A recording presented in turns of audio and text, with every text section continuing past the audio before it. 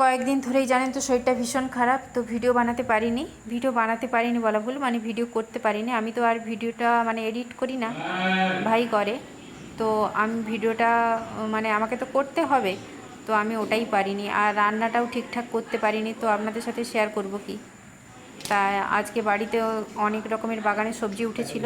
এই যে তরাই আর পেঁপে, একদম টাটকা সবজি, বৃষ্টি হচ্ছে তাই তাজা সবজি একদম। আর সেগুলো দিয়ে আজকে একটা রেসিপি বানাবো। এই যে এগুলো হচ্ছে চ্যামা মাছ, এগুলো বাচ্চাদের জন্য খুবই ভালো। তো আমরা তো এখন পাই না, আগে আগে আগে হতো, এই যে খালে বিলে হতো, কিন্তু এখন তো আর হয় না। তো আজকে মানে বাজারে পেয়েছে তাই নিয়ে এসছে। আর এগুলোতে প্রচুর আয়রন থাকে আর কি, বাচ্চাদেরকে এগুলো খাওয়ানো ভালো। আর এটা হচ্ছে বাটা মাছ দিয়ে আর বাচ্চাদের জন্য এই কয়েকটা, এটা হচ্ছে চ্যামা মাছ নিয়েছি। আর প্রথমে যেটা দেখালাম এটা হচ্ছে ক্র্যাফট। তো কাদু আর বুচুকে স্কুল থেকে ক্র্যাফট বানাতে হচ্ছে, তো ওদেরকে বানাতে দিয়েছে, তো ওরা তো আর বানাতে পারে না। তো বাড়ির প্রত্যেকের ওপর প্রেশার এসে পড়ছে যে ক্র্যাফট বানাতে হবে। আচ্ছা আপনারাই বলুন তো, যে বাচ্চাদেরকে পড়াবো না ক্র্যাফট বানাবো? তো ওটা বানাতেই অনেকটা সময় চলে গিয়েছে আমাদের, তার কারণ আগে তো আমাদের বানানো অভ্যেস নেই। কারণ আমরা যেসব স্কুলে পড়েছি, আমরা তো প্রাইমারিতে পড়েছি, তো প্রাইমারিতে তো ওসব ছিল না। আর আগেকার দিনের ওইসব কেজিতেও এইসব ক্র্যাফট মানে ছিল না।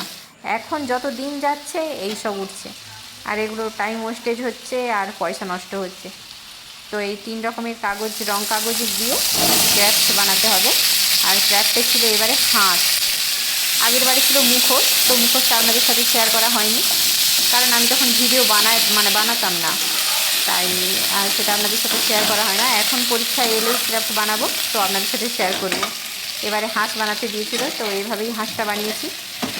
আর আপনারা কারা কারা বাচ্চাদের স্কুলের জন্য ক্র্যাফট বানান একটু কমেন্টে জানাবেন তো। বলতে বলতে তরাই আর পেঁপে দিয়ে ঝোলটাও বানিয়ে নিয়েছি। তরাইগুলোকে একটু আলাদাভাবে আজকে কেটেছি, আর ছালটা তুলিনি, কারণ একেবারে নরম সবজি তো গলে যাবে। আর শুধুমাত্র ওর যে শিরাগুলো থাকে সেগুলোকেই তুলে দিয়েছি, দিয়ে মাঝখান থেকে ফালি করে দিয়েছি। আর মাছগুলো ভেজে রেখেছিলাম, ঝোলের মধ্যে দিয়ে দিয়েছি। সবজিগুলো সেদ্ধ হয়ে গেছে, দিয়ে একটু ফুটিয়ে নেব। আর লঙ্কাটা আমি চিড়ে দিলাম না, কারণ গদাই খেতে পারবে না, তো আপনারা চিড়েই দেবেন।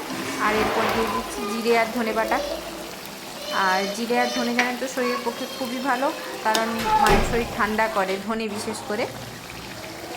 শিলনোড়াতে মানে বাটবেন, তাহলে তো আর স্বাদে ওই যে একটা কথা আছে না, বর্ণে গন্ধে ছন্দে অতুলনীয়, সেই রকম। সে যাই হোক, সকলে ভালো থাকবেন, সুস্থ থাকবেন।